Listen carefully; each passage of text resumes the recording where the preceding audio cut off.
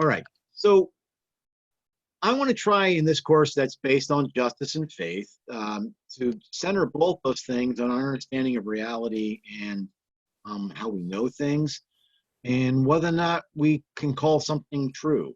Uh, that may sound a little funny or vague to you, but there are some things that um, some way that we move through our life and our culture and our understanding of our faith, and particularly with morality, that we have a lot of assumptions. So when somebody says something like "I know," that sounds like a very simple thing, um, but there are two words there that we know not as much about as we'd like to think. Just the word "I." Uh, what is a person? Who is a person? We're going to talk about that today. Sounds a little odd or vague now. That's okay. We'll get around to it. And also, when you say no, what do you mean by no? That's not an easy thing. And by that, I mean sometimes thinking when somebody says to you, prove it. What they're asking you to do is to convince them in a certain way how you know that they know. Not as always easy as you think. Um, so when we start talking about those types of issues, even though it may sound vague and such, there's always a basic premise that we should keep in the back of our heads. Either you're going to think about how you think, or you're not going to think about how you think. It's that simple. Most people do not start at foundational understandings of things. They start at second, third, fourth tiers of the arguments. Watch the news, pay attention to social media, and people arguing back and forth, and you wonder what are they arguing about? Because first of all, they're not even arguing; they're quarreling, and they're talking past each other. It's because they're assuming many things. So we're going to try to get down to in this particular class anyway. How do we know something? And when we say we know something, how does that affect our understandings of justice? Like, I'll give you a little head start on this. The minute somebody says it's unfair, you have to ask yourself, what does that mean it's unfair? Are you just asserting the fact that you don't like it? Are you saying it's something you desire but you're not getting? Are you saying it's unjust because something that the human person needs you don't have access to? Oh, the latter. All right. Now, it might be easy to say in food, right? I mean, a person needs a certain amount of food in order to survive. So that we can kind of say what is the basic minimum. What about all the other things that are very important to us in life? Beauty, truth, goodness, justice, equality, liberty. These are things that are built into our Bill of Rights and such. What are those things?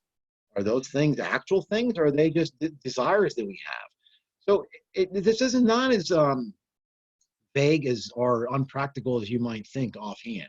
So what I want to give you is a real quick tour of what's known as epistemology, right? How we know stuff. And I'm doing this to show you that this has been an ongoing issue in society and culture for a good 2,500 years. And I'm going to show you then how this contrasts with our modern understanding of what we could know or don't know, or if there's something even be known. Now, when we look back at the beginning of this course, Plato's allegory of the cave, the whole point of that was I was using as an invitation for us to realize how learning processes work and the Eureka movement. But in reality, what they were trying to say with that was that reality, what is real is on the outside. So the forms, whatever is the absolute perfection of a horse, it's in the heavenly realm. Whatever is the absolute perfection of beauty, it's in the heavenly realm. Whatever is the absolute perfection of justice or a giraffe or a human person, you name it, it's in the heavenly realm. And we don't only have access to that. So in the cave, things were, dark and in shadows. Now that always represent the fact that our senses don't really tell us what we need to know. But we also never really have access to reality. So we kind of live in this realm of shadows where we're trying to get to the outside of the cave, but we never quite get there. Now, we would not ascribe to that today. We'd find that to be a little silly, but let's be clear about this. Plato believed that there was something objective. So when somebody said, that there's the perfection of beauty, that could be, there's an objective. We'd struggle to know it in its perfect form, but we would still say that it's there. We'd still say the thing about a human or justice. These are actual things that are valid, and there's a reality to them. But we don't have access to them. So that was Plato. By the time you get to the medieval period and such, you start to see, and even before that with Augustine and such, the city of God and the heavenly city, the heavenly city and the earthly city. Remember how we talked about it's going to be impossible to get perfect justice here on earth. It's not going to happen in our fallen state. But in the heavenly city, there is perfect justice. So you start to see this idea of perfections in the heavenly realm, sort of a Platonic idea, but we try our best to mirror them here. Now, we don't do them perfectly, but nonetheless, don't we still believe that they're true? In other words, we still believe that justice is something, that beauty is something, that love is something, that goodness is something, and that there are things that are true. And we're struggling to try to understand those. But there was still that idea that there's an objectivity, something that could be known, even if it's difficult for us to know. With natural law, the ancient Greeks, there was a group called the Stoics, and Aquinas picked off of them. What they said is that the way that you get to this isn't by simply trying to delve into something that exists in a heavenly realm, but you look to the nature of something. And when you find the nature of something, from that, you can determine what is good for it. Let me give you an example. So if I were to lay out like, a knife and a screwdriver and say, I don't know, thick piece of plastic, and I would say, what is good for cutting? Well, you're going to pick the knife up, right? So I would say, what makes a knife good? Well, you might start listing some things. It fits in your hand well, right? We call it ergonomic. Cuts well, sharp. It holds an edge, right? It doesn't get dull the first time you use it. So all those things you would then say are good, and you would use the knife in line with its design. Well, in natural law, the same thing happens with the human person, right? So if we say, well, the human person tries to do good and avoid evil, the human person pursues truth, the human person needs some sort of relationality, procreate, and preserves their own life. We would start to say all those things are good for the human person. So then we would start to make arguments based in law on justice. Why is something just? Why is it the person should have access to certain levels of health care? Why is it the person should have access to private property? You start to make natural law arguments because you're starting to associate those terms of justice and needs with what is in the design of the human person. Now, what's interesting is, this is what we're going to talk about in the end, how are you going to make arguments for those things that are necessary for justice if you don't have a good sense of who the human person is? It starts to get a little complicated, and we'll talk about what the alternatives are. So a lot of our civil law, and even things in our Bill of Rights, the human person is born with certain inalienable rights. Well, the minute you say something inalienable, it's something that doesn't come from society. It's built into the human person. Well, that's got to be connected then. That's something objective, right? Just giving you a little bit of go on here as far, and that's one way that somebody would know what's objectively true and what's reality. By the time you get into the part of rationalism, so you have individuals like Rene Descartes, right? Agit ergo sum, I think, therefore I am. And also Immanuel Kant, his idea of a priori, right? This is all before experience. They were known as rationalists because when they were trying to get to what was true and what was real, they didn't think you can use experience. They said, it had to be something that you can know from certainty and through reason alone. So if that sounds odd to you, here was parts of their arguments. You need experience to tell you that the interior sum of the triangle adds up to 180 degrees? No, you can reason that out. You need somebody to give you an experience that 2 + 2 = 4. No, most things in mathematics you can reason out, or geometry. Well, how about the principle of non-contradiction, right? The principle of non-contradiction says that something can't be and not be the same way at the same time. So if you can't say God exists and God doesn't exist and mean it in the same way. I mean, if somebody said that to you, you'd be like, which is it? It's both. You'd say, what's impossible, right? You don't need experience to tell you that. That's something you can come to rationally. So you might say, well, but there's only certain things we can know rationally. They might agree with you, but they could say, don't you know those certainly? And that's what they're after. But you see, they still believe that there's something that can be known objectively. So what they would do with terms of justice and faith, they could work those things out through rational means. And if somebody's skeptical about this, they would be skeptical about truth per se. They might realize that we can't always get to the bottom of things, but it's out there. Now, by the time you get to who are known as the empiricists, and good representatives are David Hume and John Locke, Now it's going to be experience only. We don't trust, it's not that you don't use reason, so we don't trust reason alone. In other words, we need experience to show us things because somehow there are things that we can't know outside of experience. But this is inductive reasoning. And this is modern science, by the way. In other words, we only know what we cannot prove false. So making this up, it's a classic example. If we're going to say all geese are white, well, we can never really prove that until we knew that we saw all geese. How would we know we saw all geese? All we could say is every goose we've ever seen has been white. The minute we see a black one, then everything changes, right? So in science, when you hear somebody say, prove it, this is what they mean. They don't mean prove it that you can't know it otherwise. They mean prove it that you can't falsify it. Now, this brings a lot of certainty. So oftentimes, and we'll talk about this in a minute, when somebody says, you're arguing with somebody and they say, hey, prove it, this is usually what they mean. They're usually asking you to prove it in an empirical sense. And it's necessary for certain things. In other words, going through COVID-19, they're trying to find exactly, discovering the antibodies, and can we come up with some sort of like serum that perhaps would be an inoculation against this? You need science to do that. You need the empirical method. You would not want to use rationalism to come out. You don't want people thinking about this. You need people that are going to work this out.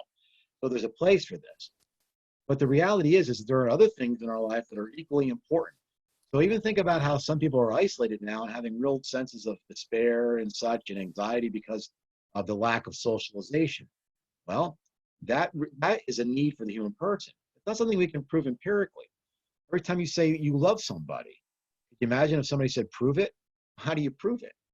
I mean, okay, well, show me. Well, okay, but how do I really know that that's being sincere? In other words, it's very easy for somebody to keep up the fronts. We always read stories, especially if you watch these Lifetime movies, you can have somebody living with you and you don't even know who this person is. I was watching some reality crime show the other day, and this woman was living with a guy who was a serial bank robber, had no idea that this was her spouse. So, you can fake a lot of things. So it's important for us to use empirical proof for things. We can't prove it for probably some of the things that are more important to us. Beauty, truth, goodness, liberty, justice, equality. It's not really going to help us. Plus, this is going to lead to skepticism. Skepticism is not, can I know it, but is it even knowable? For instance, David Hume made an argument that the only way that we really know things is because we are used to experiencing the effect whatever cause they have. Let me explain this in the simplest terms. I grew up really close to a bakery, so a nice little Italian neighborhood. I was used to eating bread on a regular basis. Now, if you like me and you like fresh bread, you like the feel of it. It's soft on the inside. The crust is a little bit firm and crunchy. The aroma is to die for. The taste, delicious, right? All of the qualities that you would associate with bread, we know that bread's nutritious. So we always associate, eating bread with getting some nutrition from it. And then all those characters around it are the things that, sort of like build, they'd call the causal relation. What if we were able to mimic a loaf of bread that had zero nutrition? Say we had some sort of 3D printer, and we could use an organic material, and we can make it look like bread. We can add a scent to it. So the smell is identical to bread. How about if we added some sort of flavoring to it? So the taste was identical to bread. Everything that we think of as bread, it's all fake. Well, we would eat it and eat it and eat it, and we'd have absolutely zero nutrition. At what point will we be conditioned to no longer think that bread's nutrition, right? That's Hume's point. So, what we do then is at least all of these people were either searching for truth and trying to figure out ways to have truth. But all of these different ways are going to affect the way that we look at our faith. How do we know things? Like, how do you know God exists? How do you know that God loves you?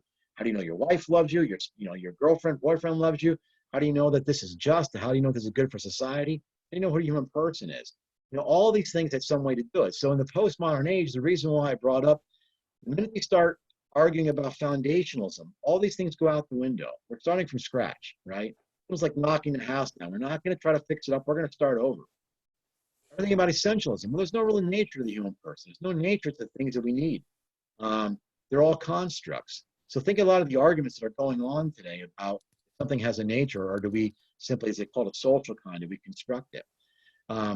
All these things are going to affect our understandings of justice and how we integrate ourselves into culture. And I'm going to try to get into that. So your article had a pretty interesting point, and I like this. In the past, just looking at some of these ideas that surrounded knowledge and reality, sometimes they made an argument where they were trying to look like they knew more than they did. Now, we all know people, and we've done it sometimes ourselves, right? Have you ever gotten to an argument where after like a few minutes you realize, oh my God, I don't know this as well as I thought I did.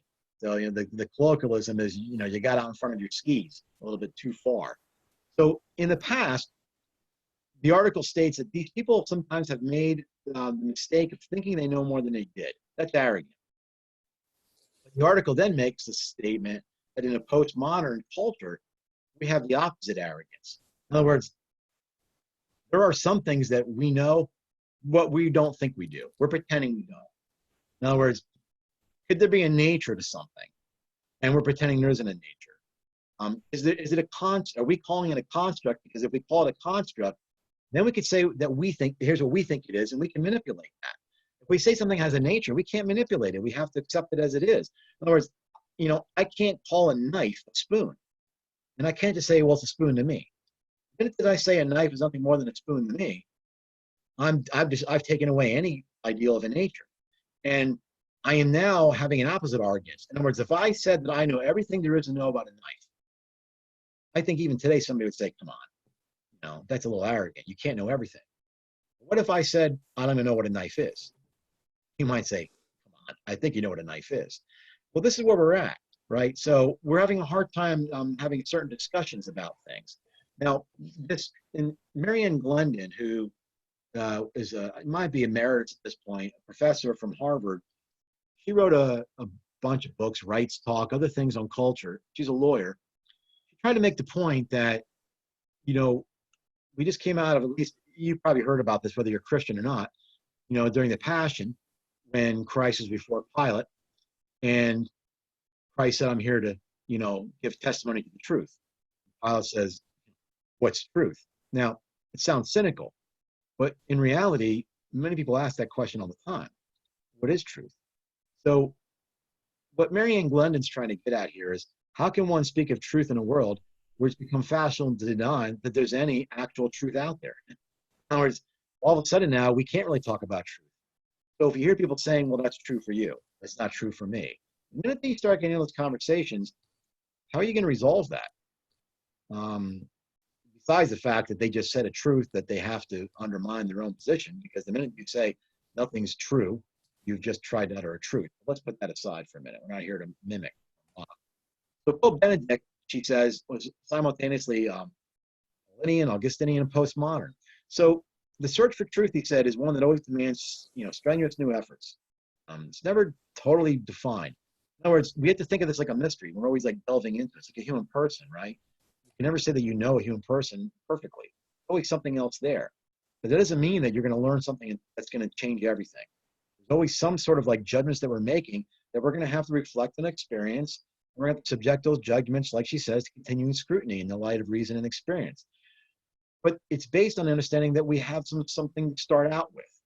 If we're going to throw out foundationalism and essentialism and say we're going to construct what is justice, now we have an issue.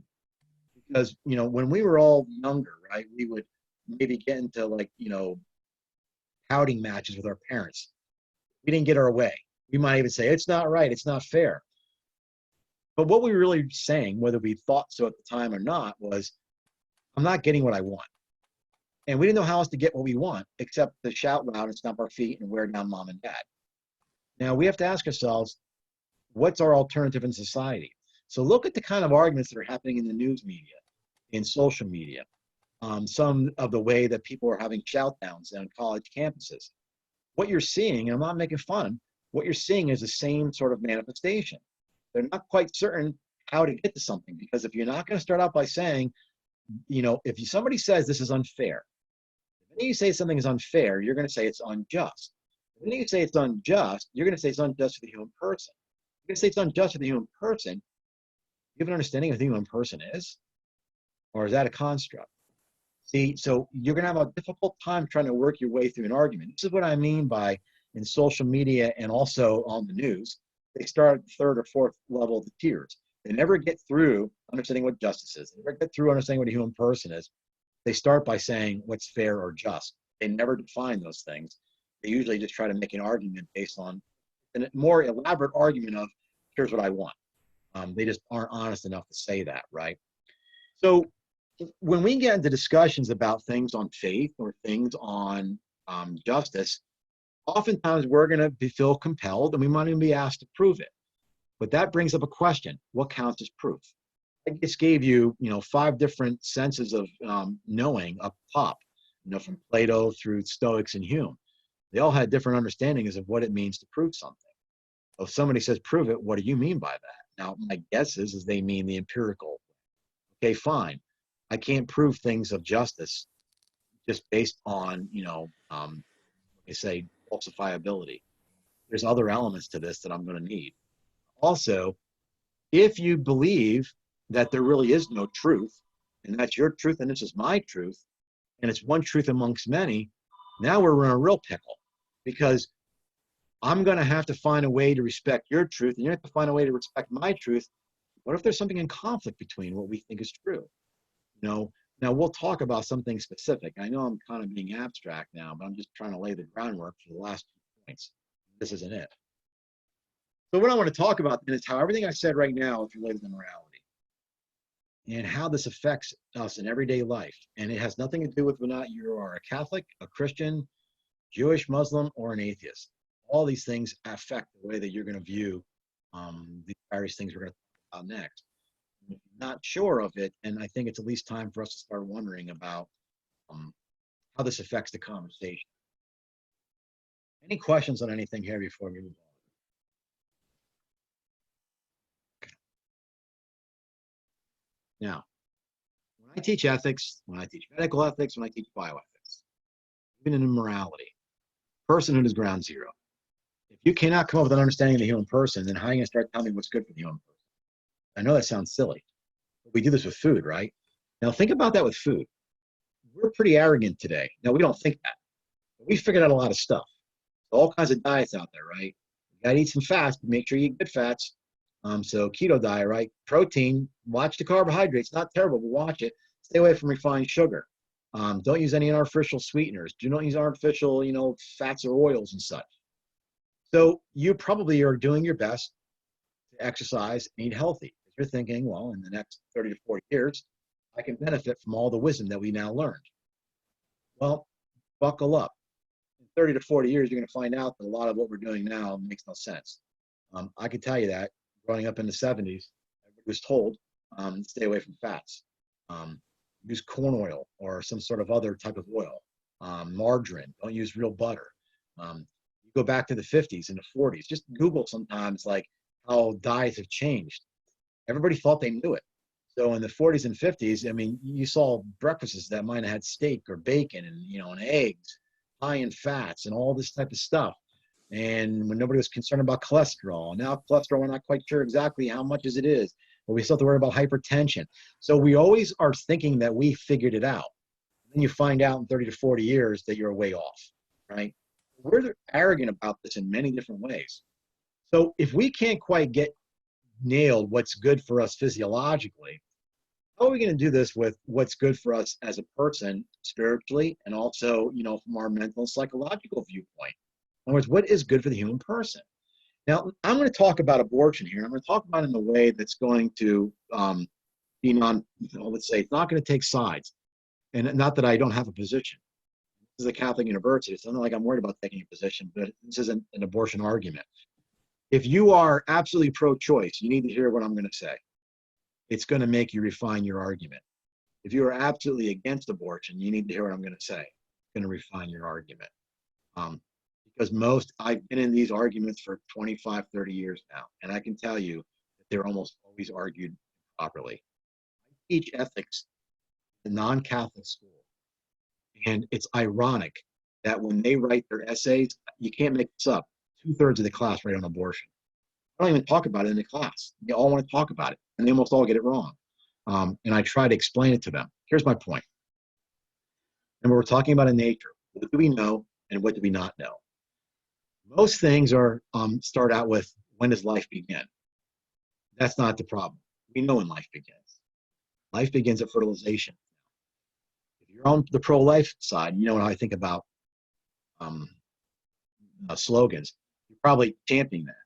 You shouldn't. It has nothing to do with the argument. It's never about when life begins. Life is a biological term. Even if you, okay, 98% of this one study that I have of OBGYNs were asked, when does life begin? I don't know what the other 2% were thinking. They said life begins at conception. 2/3 of those were for abortion. Why would a person for abortion say life begins at conception? Because that's not the issue. Sperm and egg are alive. An oocyte, blastocyst, an embryo, whatever you want to call it, it's alive. Does it die between? It doesn't die in between. This argument should never be about life. It's not even part of the argument. Somebody says, okay, well, do we know it's human? Do we know it's something else? There is no neutral species, right? It's not a giraffe.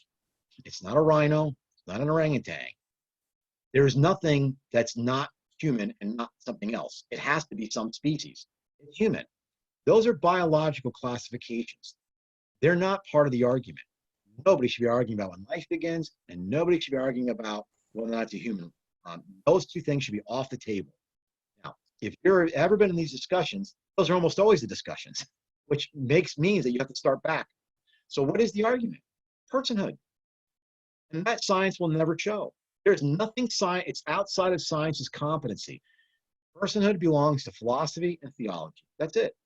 And anybody, and by the way, the friends of mine who are atheists, pro-life, again, for abortion, they know this. They say it too. That's all we argue about. Peter Singer, who's an atheist bioethicist from Princeton University, just everything I said right now, he'd say absolutely, without a doubt. But he's still for abortion.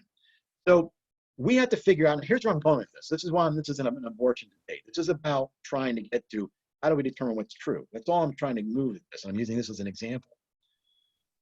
What is our criteria for personhood? If we're going to construct it, we're going to have to come up with it. So when would it begin? Would it begin at fertilization? Would it begin when the heart beats? Would it begin when there's some sort of circulatory system and the unborn could feel pain? Would it begin perhaps when you have certain brain activity? Would it become a person perhaps when the unborn is viable? Would it become a person when it's born? Or would it become a person when it is self-aware and conscious? Okay. Now, I'll give you the short line is the only two really good arguments that I've ever heard are either self-consciousness or fertilization. All the in-between ones, I think you could chew apart pretty easily. This is what Peter Singer says. So when does a person become self-conscious? 5 to 6 months of age. So Peter Singer says, I think that mother and father should be able to abort the child up until 4 or 5 months of age. Now, if that shocks you, all they're being is logically consistent. Because they're saying up until that point, the child doesn't even know it's a child, doesn't even know it's anything. That's its criteria for personhood. And they say that works too at the end of life. Now, here's my point. I'm not here to argue about which one of those are true. What I'm here to argue about is who decides. That's always the question. And it's never going to be the people out of power. It's always going to be people in power who want other ones like themselves. Let me be very specific so that you don't think I'm making this just like some abortion issue. Is anybody here? I want to see. Let me get a full screen. I want to see if anybody knows. Has anybody here had any bioethics or know of CRISPR? You ever heard of the term CRISPR? You have, Dana? Anybody else? Okay. CRISPR is when using bacteria, they can actually go in, think of like a Word document. You can cut and paste genetic code at the molecular level, right? So they had some success. So let's say that you have an unborn child and you find out that this child is going to have cystic fibrosis or that it has some sort of childhood cancer, it's going to have leukemia. There's nobody that I would know that say, go in. If you can find the genetic code where it is, and they literally, I know it's an odd way to say it, they train bacteria to go in And they literally can snip out that code and replace it with a healthy code. So that child, when it's born, will never have cystic fibrosis and never get cancer. None of us would argue about that. Go ahead, do it. But that's because we all agree. What about other things? So I don't watch those shows on TV where they have, like, I think they call them little people or whatever, those that have dwarfism and such. I was watching a program on genetics, and they were interviewing some people who were dwarfs.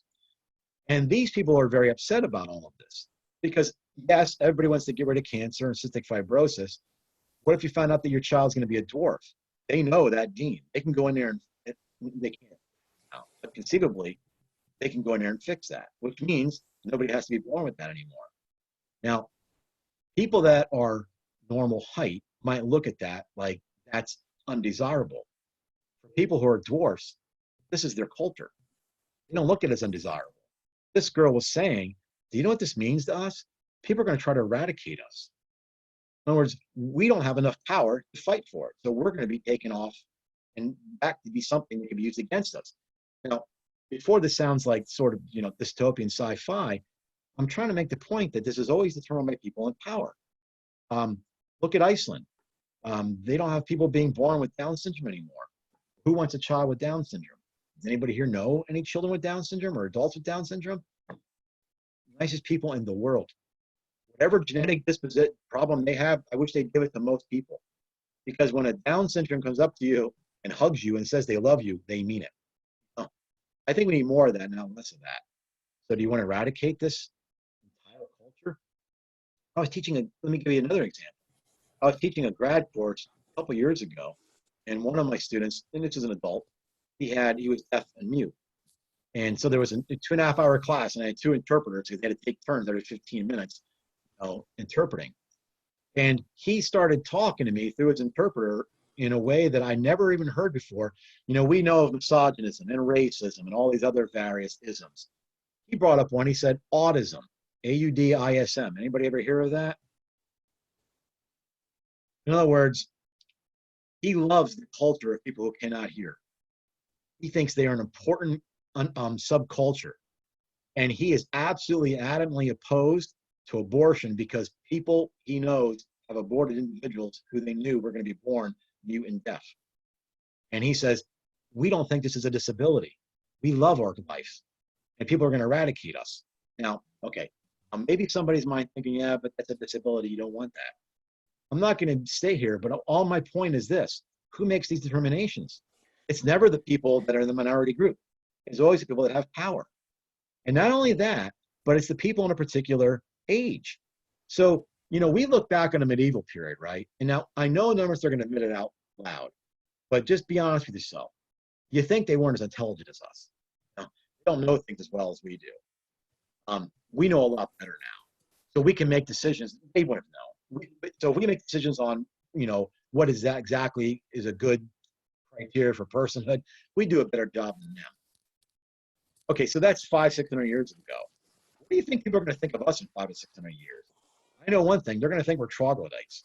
They're probably going to say the same exact thing. They won't say it out loud because it's polite and polite. They're going to think we were half idiots. We didn't know half the stuff we were talking about. We were ignorant and didn't know it.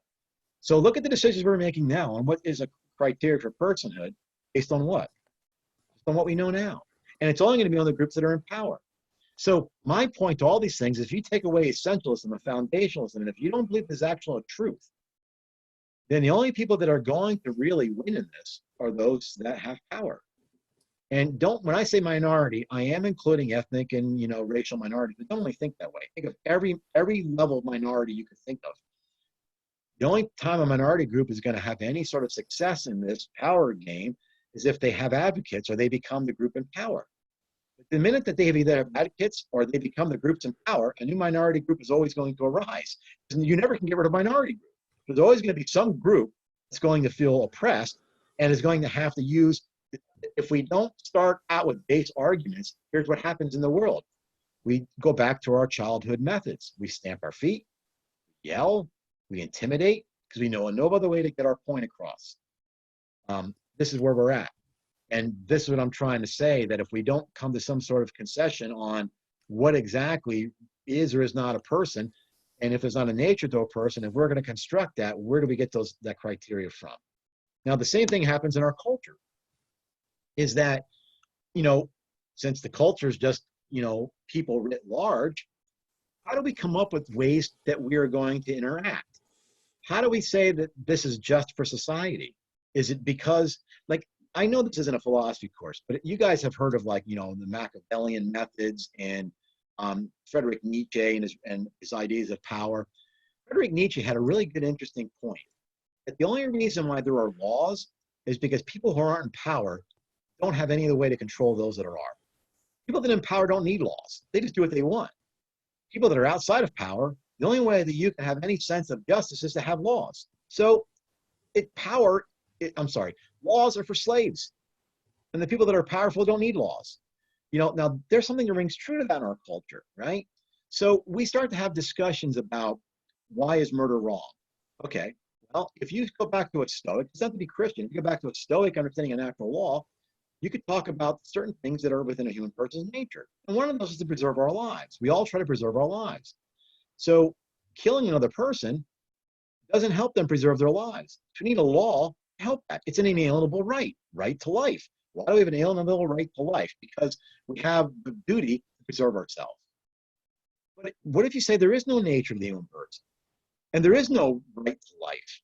Well, then why is murder wrong? You can't call it wrong, but you can still have a law, but your law is based on just a web of agreement. In other words, you can't kill other people because it's just going to disrupt the economy and it's going to disrupt their own families. If you went and killed the next door neighbor, then who's going to be the income, you know, person? You can't let the children be orphans. So I can't have them do that to me either. So let's make an agreement. I won't harm you and you don't harm me. If we can all agree on this, then we can at least live together in society. How about lying? Same thing. You know, stealing, same thing. See, in our Constitution, or at least in the Bill of Rights, we have this right to property and such, right? What do you mean we have a right to property? Well, there's something that's necessary for the human person to have property. If you don't believe that there's a nature to the human person and it's just a web of agreement, then all you can say is, we can't have people going around stealing stuff. I mean, in other words, you're going to come into my house and steal my stuff, and I can't protect it. Well, then I'm going to have to go into your house and steal your stuff, and you can't protect that. We just making a handshake agreement as a culture that we're not going to do this. So what you have is you have the social construct theory. That's not quite the same as saying it's wrong. That's just saying that we can't live like this. We have to find a way to work together. So you have people like John Dewey and others that say, we can't really, because here's the problem with morality. If you can't say that some things are wrong, even in ethics, forget about like a Christian morality, how do you say that murder is bad? You can only say it's inconvenient. I know it sounds odd, but what we've come up with is we've come up with pragmatism. We have to find ways to live together. But again, who's going to determine what is or is not pragmatic? It goes back to the same way of power. The person in power is going to determine who is or is not a person. Individuals in power are going to determine what is or is not pragmatic. You know that if we didn't have a representational type system, those people that have a lot of money would make sure every law protected their wealth. They would make sure, they do it now, right? We just have a democracy that tries our best to reel them in. Companies, if didn't have unions, companies would crush their employees because they would make as much money as they could. You like to say, well, I wouldn't. Well, I'd be glad to hear that, but we also know that it happens quite frequently. So if we're going to have this idea of there's no foundations and no essentialism, we have to realize then, if everything's going to be a construct, I don't care what we're talking about, every relation in our life and everything in our life, we're going to have to talk in the same terms of me calling a knife a spoon because I think it's a spoon. At some point, it doesn't really matter just because it's my opinion. You have to have some basis for it, and there's no way you can get around this. This is not a partisan thing. This is not me critiquing any particular movement that's going on. This is not me trying to say that there's not racism or sexism. All I'm trying to say is that anytime you're making claims against those things, a person could not make a claim of sexism if they didn't think there was something dignified in the woman, especially in feminism, that doesn't need to be protected. Otherwise, how are you making this claim? I mean, should I just accept it because you said it, or are you actually going to try to reason it out? And I'm only accepting it because I agree with it. I don't want to deal with it because you're going to have too many people. You're going to have an uprising, and the next thing I know, we have this going on and too much noise. We can't live like this. So just doing what they want. That's not how we achieve things, right? We try to say that this is good for the human person. We try to say this is essential for the individual and the woman. We can't do those things if we don't believe that there's actually a nature behind those things. Otherwise, we're going to have to be the individuals that shout louder, that type of thing. So I know that was kind of a little bit of a lot and a little, but what do you think? Give me some impressions, some questions on this.